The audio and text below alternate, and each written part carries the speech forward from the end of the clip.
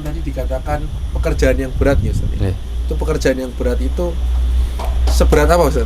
Iya, apakah kemudian membangun candi gitu kan dalam satu malam kan berat. Wah, itu Bandung Bondowoso itu. Ya. Kategori amal syak itu mungkin tidak termaktub secara langsung dalam surat Al-Baqarah itu ya. Tapi memang dalam pembahasan fikih muncul ada amal syak, amalun syakun, atau pekerjaan yang berat. Itu gambarannya gini, bahwa setiap pekerjaan pasti ada masyakohnya, setiap pekerjaan pasti ada dimensi beratnya. Tapi tidak semua pekerjaan itu sampai berpotensi membahayakan nyawa seseorang. Tidak semua pekerjaan itu membuat Mas Dwi pingsan atau dehidrasi atau mungkin sampai koma, kan enggak. Seberat-beratnya seberat-beratnya Mas Dwi memperbaiki servis komputer atau laptop, insya Allah tidak akan membuat Mas Dwi kelaparan, semaput atau mungkin meninggal, kan tidak seperti itu. Maka gambaran amal syak itu lebih kepada amal-amal fisik yang ini sangat-sangat logis ya, sangat-sangat jelas tersirat bahwa pekerjaan yang berat itu berat secara fisik, berat secara beban, bukan beban maknawi tapi beban secara psikis, secara fisik ya, secara fisik itu. Bukan beban secara maknawi tapi beban secara fisik. Seperti kalau dulu ketika di Korea itu ada jamaah kita yang mereka minta izin, bukan minta izin tepatnya, tapi lebih kepada mencari pemakluman karena mereka lapornya setelah tidak puasa gitu Mas. Mereka ada yang bekerja di tempat-tempat pabrik-pabrik industri peleburan biji besi. Terus di samping mereka membawa beban yang berat, tapi juga kondisinya itu panas di dalam ruangan. Mereka di dalam ruangan yang panas, mereka kemudian memakai baju semacam baju anti api dan semacamnya gitulah.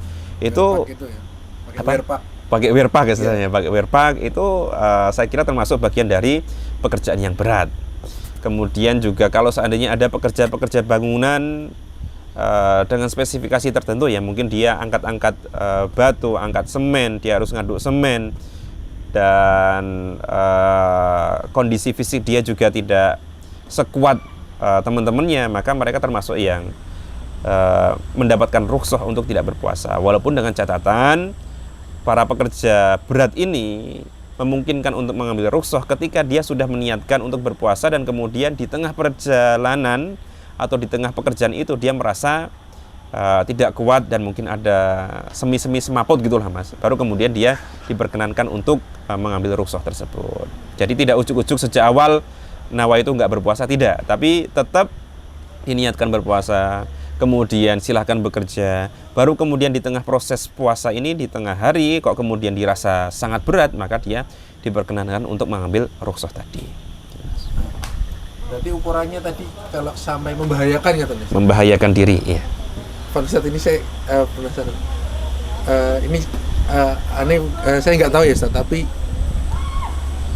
apakah kemudian ada pilihan untuk tidak bekerja nggak Ustaz?